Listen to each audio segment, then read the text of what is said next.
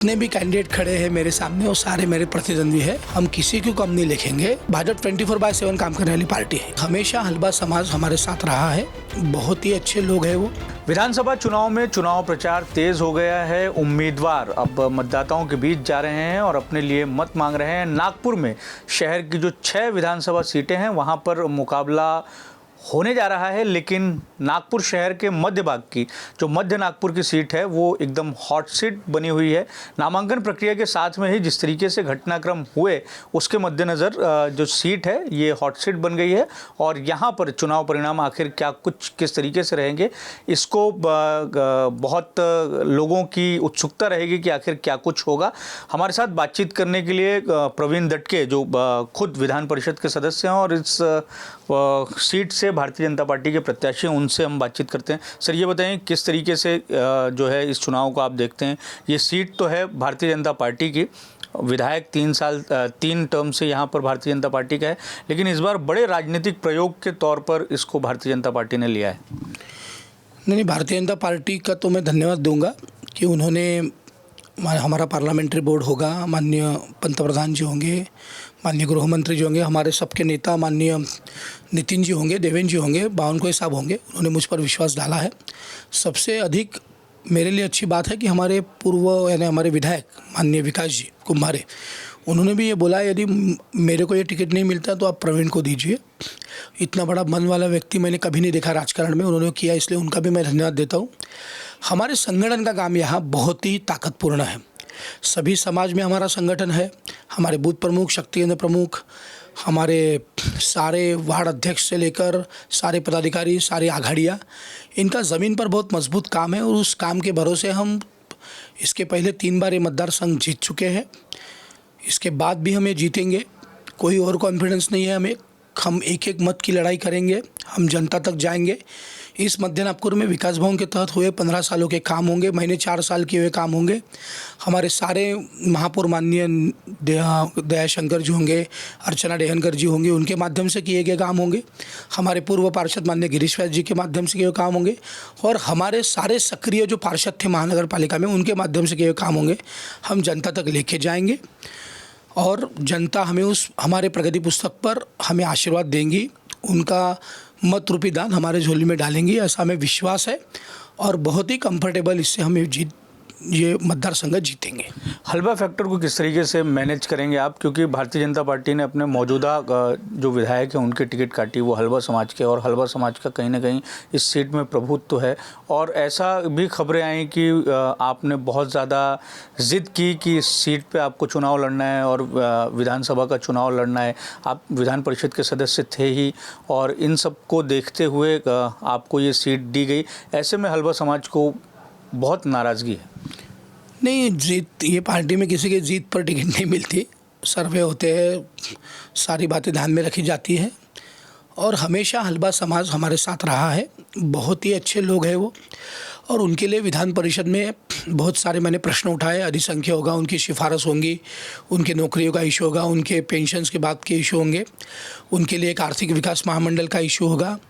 ये आदिम कृति समिति के माध्यम से उनकी एक सिफारिश मुंबई से दिल्ली जाने वो विषय होगा और वो सभी विषय मैंने उठाए। उसमें से 50-60% हमें सफलता भी मिली है। आगे भी बचे हुए विषय पे हमें सफलता मिलेंगी और वो समाज आध्यात्मिक है, वो समाज देशभक्त है और उस समाज में हमारे पास बहुत बड़े बड़े नेता हैं।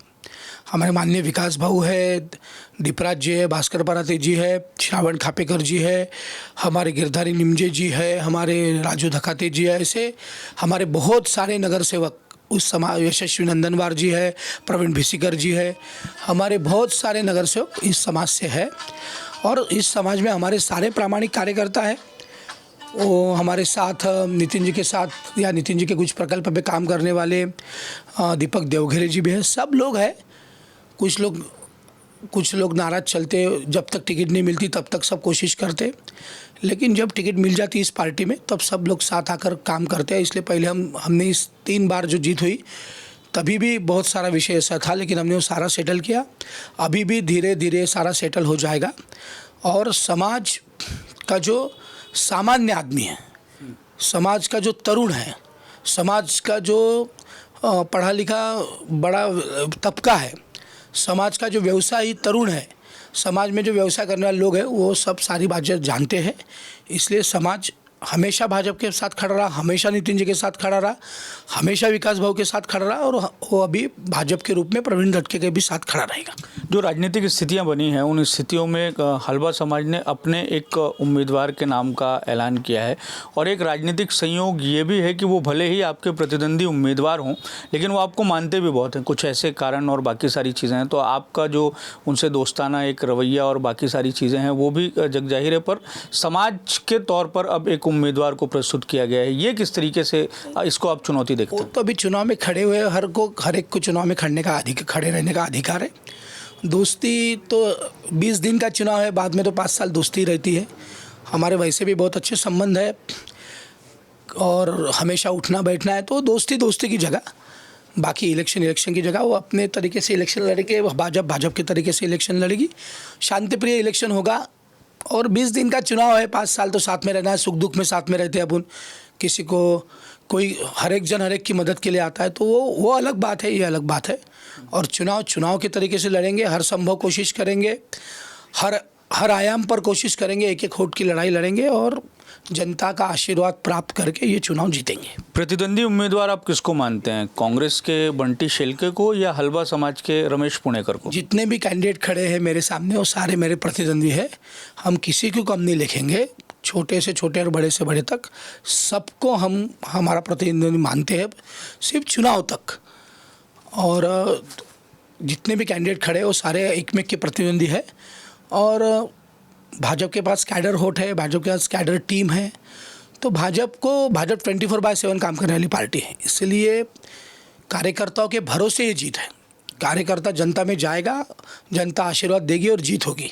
आपने भाजपा को 24/7 पार्टी बताया, लेकिन अभी हाल ही में केंद्रीय मंत्री नितिन गडकरी ने आपके कार्यालय का उद्घाटन किया और आपके परिचय के रूप में तारुफ कराते हुए उन्होंने ये कहा कि 24/7 अवेलेबल जो विधायक है, जनप्रतिनिधि है, उसके रूप में आपको प्रस्तुत किया, जनता के सामने बताया। तो बड़े नेता इस तरीके से ट्रस्ट करते हैं एक उम्मीदवार के तौर पर, एक नेता के तौर पर, उसको आप किस तरीके से देखते हैं? और नागपुर में तो अब भी इस तरीके की स्थिति, अगर किसी को भी चुनाव जीतना हो तो नितिन गडकरी का आशीर्वाद उसके साथ में होना बड़ा ज़रूरी है। नहीं, उनका आशीर्वाद हर पार्टी के कार्यकर्ता पे होता है।